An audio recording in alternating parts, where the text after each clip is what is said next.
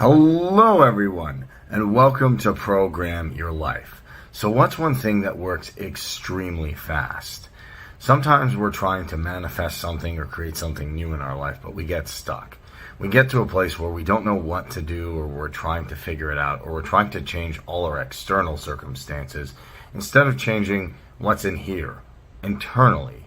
Now, that might sound like a contradiction to try and change what's going on here as opposed to what's going out there first. But I promise you, this works 10 times faster. What is it?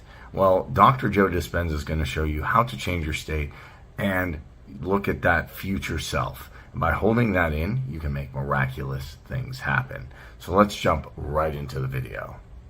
So then if you're creating wealth, yes, and you're in the state of being of abundant, you better not be thinking lacking thoughts, because an abundant person would never do that. You can't demonstrate that you're not making choices because you believe that there's not enough, lack of time, lack of energy, lack of money.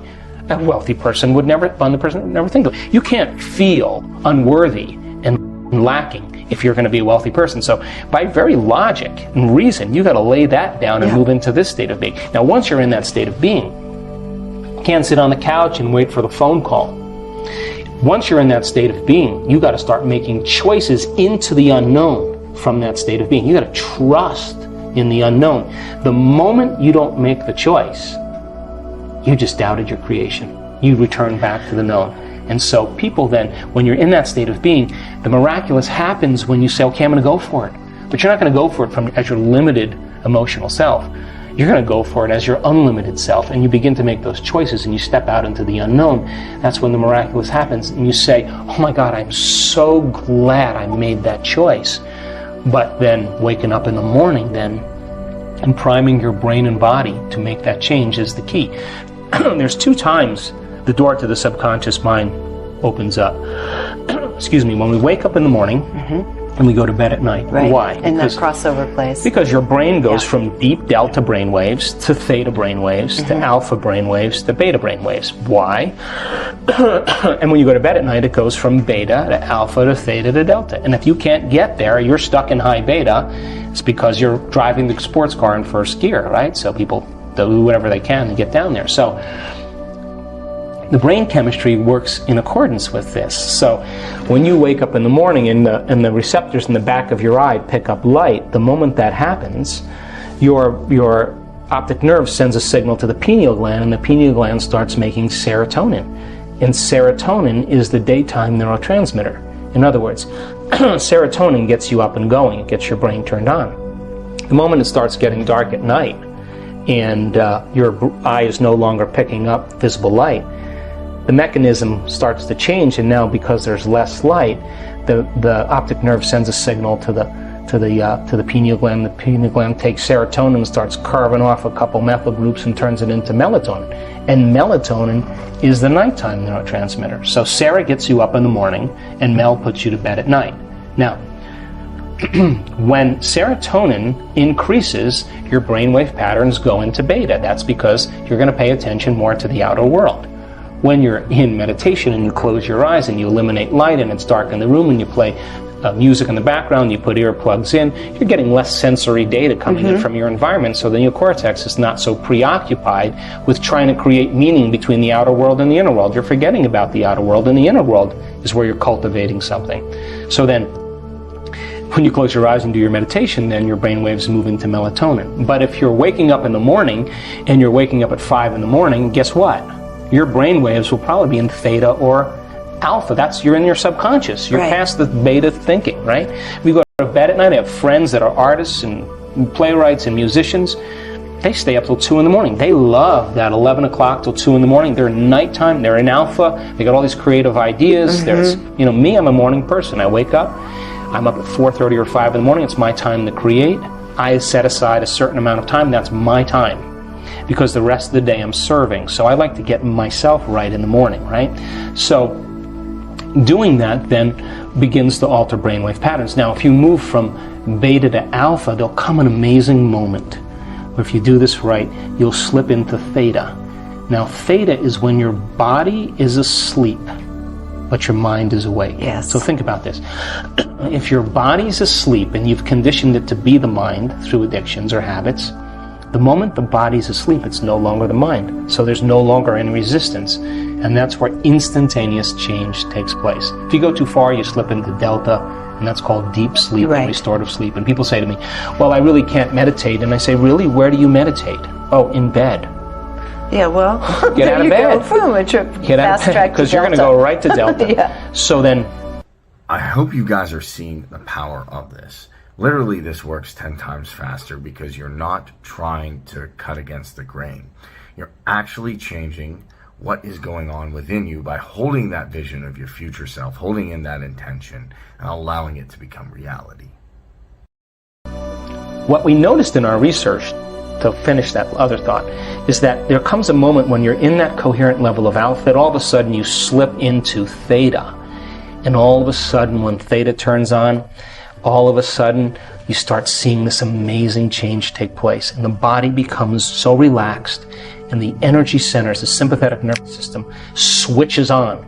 But instead of switching on like you're being chased by a tiger, or switching on like having an orgasm, or ejaculating, or switching on for whatever reason, it's switching on in balance with the parasympathetic nervous system. Yes. So the parasympathetic nervous system settles the body down, but now the sympathetic nervous system turns on, and here comes that energy, and whoosh, it travels right up the central nervous system, and it hits the brain stem, switches on what's called the thalamic gate, the reticular activating system.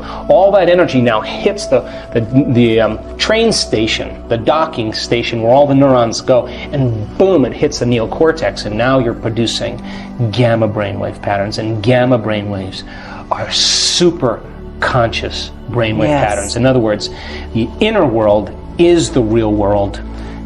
The experience is so profound energetically that you never forget the moment. That's when you rewrite the program. That lady we showed having ecstasy and in a state of ecstasy in their meditation, she was in high gamma. We were watching her, I was watching her go, we were going alpha, alpha, theta, theta, theta. We looked at each other and we were like, oh no, Jeffrey and I, and all of a sudden, boom, here it comes, gamma. Off the page. So then the moment that happens, then that's energy. Yeah.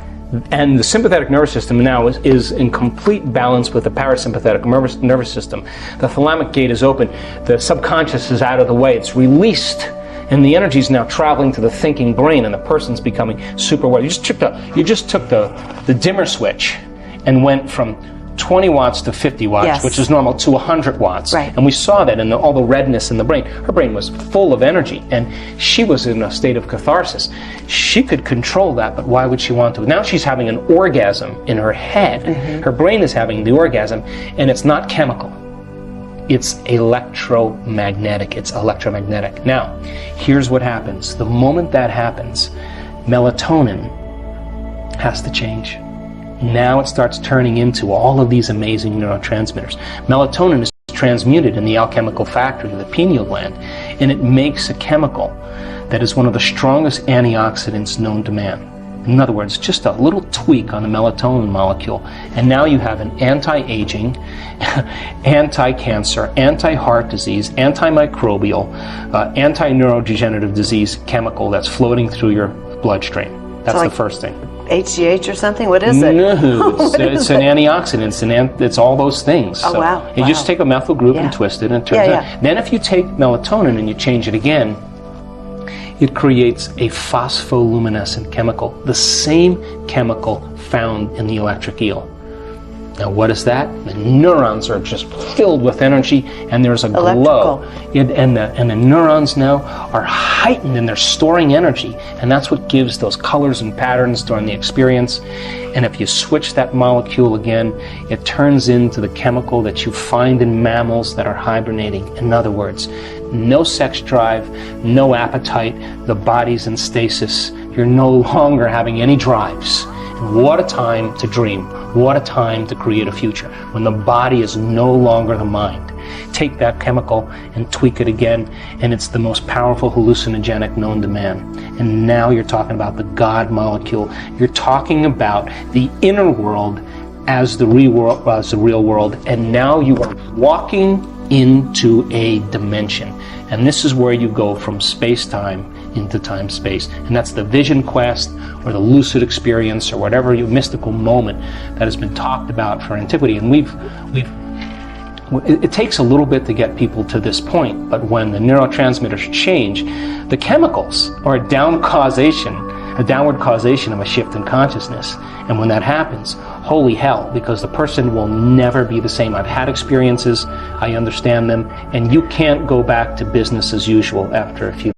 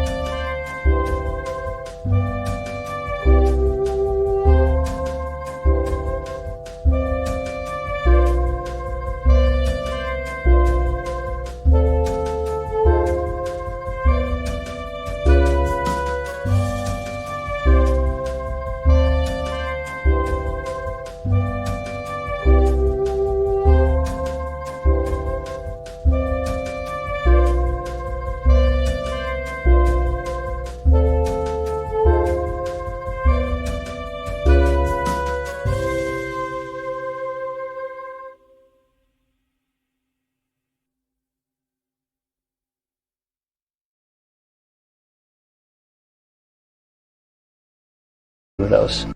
Hello and welcome back, guys. So I hope that helped. This really does work a lot faster. See, when I first started to try and do this, get into spirituality and metaphysics, I still had the mindset that I had to change everything around me, that I couldn't be happy until I got said thing. I couldn't be happy until I had a certain amount of money. And then after the money, I needed to get something else and do something else.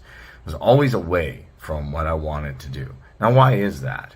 Because I didn't take time to disconnect hold in the intention of my future self, see those behaviors, see how I act, and then allow that life to come to fruition. Always had to try and go out and get it instead of changing what was in here. So I promise you, when you start fighting that uphill battle, you start to realize that it doesn't work very quickly. But changing it is quite simple. Hold that intention of your future self, allow yourself to disconnect and see the magic happen 10 times faster. So I hope you enjoyed this. If you did, make sure to subscribe, and I'll catch you in the next video.